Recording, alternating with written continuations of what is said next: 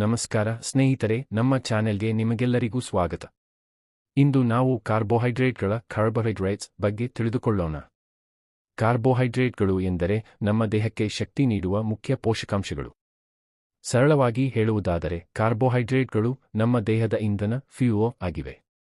ನಾವು car, bike ಅಥವಾ ಇತರೆ ವಾಹನಗಳನ್ನು ಓಡಿಸಲು ಪೆಟ್ರೋಲ್ ಅಥವಾ ಡೀಸೆಲ್ ಹಾಕುತ್ತೇವೆ. ಅದೇ ರೀತಿ ನಮ್ಮ ದೇಹ ಸರಿಯಾಗಿ ಕೆಲಸ ಮಾಡಲು ಇಂಧನದ ಅಗತ್ಯವಿರುತ್ತದೆ. ಆ ಇಂಧನವನ್ನು ಕಾರ್ಬೋಹೈಡ್ರೇಟ್ಗಳು ಒದಗಿಸುತ್ತವೆ. ನಾವು ತಿನ್ನುವ ಅಕ್ಕಿ, ರೊಟ್ಟಿ, ರಾಗಿ, ಜೋಳ, ಸಜ್ಜೆ, ಹಣ್ಣುಗಳು ಮತ್ತು ಇತರೆ ಕಾರ್ಬೋಹೈಡ್ರೇಟ್ ಆಹಾರಗಳನ್ನು ದೇಹವು ಜೀರ್ಣಿಸಿ ಗ್ಲೂಕೋಸ್ ಆಗಿ ಪರಿವರ್ತಿಸುತ್ತದೆ. ನಂತರ ಆ ಗ್ಲೂಕೋಸನ್ನು ದೇಹದ ಎಲ್ಲಾ ಕೋಶಗಳು ಶಕ್ತಿಯಾಗಿ ಬಳಸುತ್ತವೆ. ನಡೆಯಲು, ಓಡಲು, ಕೆಲಸ ಮಾಡಲು, ವ್ಯಾಯಾಮ ಮಾಡಲು, ಯೋಚಿಸಲು ಮತ್ತು ಹೃದಯ ಬಡಿತದಂತಹ ದೇಹದ ಪ್ರತಿಯೊಂದು ಕಾರ್ಯಕ್ಕೂ ಕಾರ್ಬೋಹೈಡ್ರೇಟ್ಗಳಿಂದ ಸಿಗುವ ಶಕ್ತಿ ಅತ್ಯಗತ್ಯವಾಗಿದೆ. ಈ ವಿಡಿಯೋದಲ್ಲಿ ನಾವು ಕಾರ್ಬೋಹೈಡ್ರೇಟ್ಗಳ ಕಾರ್ಯಗಳು, ವಿಧಗಳು, ದಿನಕ್ಕೆ ಎಷ್ಟು ಬೇಕು, ಯಾವ ಆಹಾರಗಳಲ್ಲಿ ಹೆಚ್ಚು ಸಿಗುತ್ತದೆ ಹಾಗೂ ಆರೋಗ್ಯಕರ ಕಾರ್ಬೋಹೈಡ್ರೇಟ್ಗಳನ್ನು ಹೇಗೆ ಆಯ್ಕೆ ಮಾಡಬೇಕು ಎಂಬುದನ್ನು ವಿವರವಾಗಿ ತಿಳಿದುಕೊಳ್ಳೋಣ.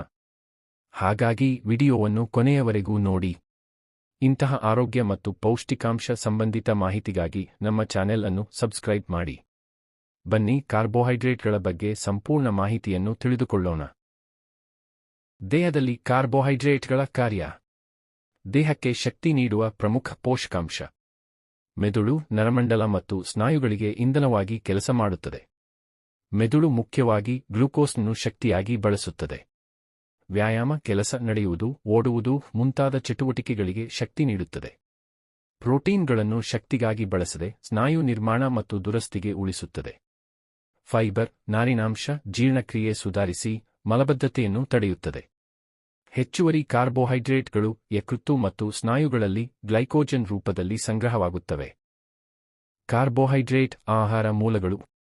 ಗ್ರೈನ್ಸ್, ಸಿರಿಯಲ್ಸ್, ಧಾನ್ಯಗಳು, ಅಕ್ಕಿ, ಗೋಧಿ, ರಾಗಿ, ಜೋಳ, ಸಜ್ಜೆ, ಓಟ್ಸ್. ಫ್ರೂಟ್ಸ್, ಹಣ್ಣುಗಳು, ಬಾಳೆಹಣ್ಣು, ಸೇಬು, ಮಾವು, ದ್ರಾಕ್ಷಿ, ಕಿತ್ತಳೆ. ವೆಜಿಟೇಬಲ್ಸ್, ತರಕಾರಿಗಳು, ಆಲೂಗಡ್ಡೆ, ಸಿಹಿ ಆಲೂಗಡ್ಡೆ, ಬೀಟ್ರೂಟ್, ಕ್ಯಾರೆಟ್. ಲೆಗ್ಯೂಮ್ಸ್, ಬೇಳೆಕಾಳುಗಳು, ಕಡಲೆ, ರಾಜ್ಮಾ, ಹುರಳಿ, ತೊಗರಿ ಬೇಳೆ. ಡೈರಿ ಪ್ರಾಡಕ್ಟ್ಸ್, ಹಾಲು ಉತ್ಪನ್ನಗಳು, ಹಾಲು, ಮೊಸರು.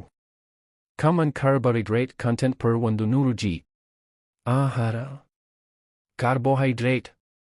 ಅಕ್ಕಿ, ರಾ,